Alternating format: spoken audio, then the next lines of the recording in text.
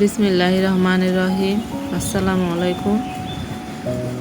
কাঁচা আম থাকতে থাকতে আমিও আমের টক মিষ্টি জাল আচারটা বানিয়ে নিলাম। আমার মতো আপনারাও চাইলে আমের এই রেসিপিটা বানিয়ে ফেলতে পারেন। তো চলেন শুরু করা যাক। প্রথমে আমি 2 কেজি ফ্রেশ আম ধুয়ে শুকনো কাপড় দিয়ে মুছে নিলাম যাতে একটুও পানি না থাকে। আমি এভাবে সবগুলা কেটে নিয়েছি আমার পছন্দ মতো, আপনারাও আপনাদের পছন্দ মতো কেটে নিতে পারেন। তারপর আমি কিছু আস্ত মশলা ভেজে নিব।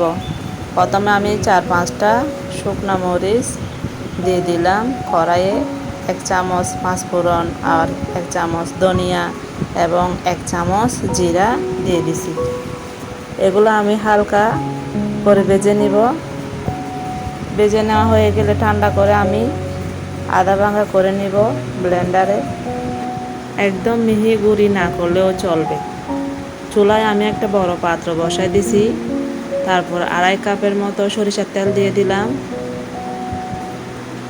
1 টেবিল চামচ পাঁচফোড়ন দিয়ে দিছি তেলে। হালকা গরম হলে তারপর এরকম কিছু রসুন আমি হালকা আধা ভাঙা করে নিছি।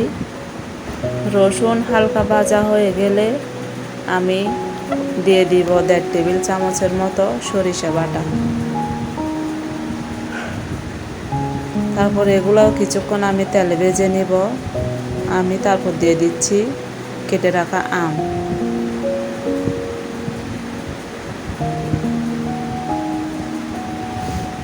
সবগুলো আমি মিশিয়ে নিব হালকা। তারপর আমি এবার মশলাগুলো দিয়ে দিব। 1 চামচ লবণ, 1 চামচ হলুদ, 1 চামচ মরিচ গুঁড়া দিয়ে সবগুলো একটু মিশিয়ে নিব। আপনারা আপনাদের টেস্ট অনুযায়ী দিবেন। যে যতটুকু আমের আচার করবেন ততটুকুই পরিমাণ মতো দিবেন।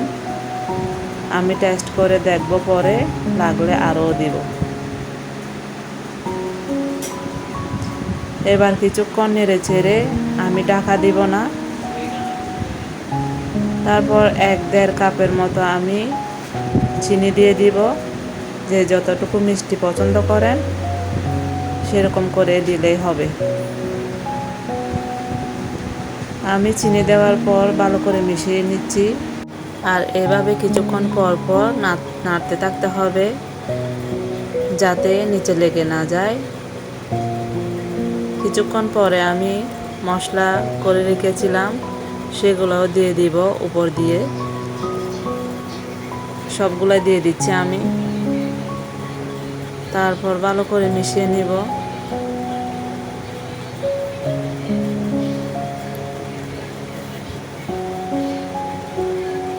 এখানে আমি একটুও পানি দিব না, শুধুমাত্র তেলের উপর এই আচারটা হবে। আর নষ্ট না হয়ে যাওয়ার জন্য আমি কিছু ভিনেগার দিব 1/3 কাপের মতো। এই ভিনেগারটা দিলে আচার ভালো থাকে, নষ্ট হয় না। এখনও আমি ভালো করে মিশিয়ে নিচ্ছি। আমার আচার প্রায় শেষের দিকে।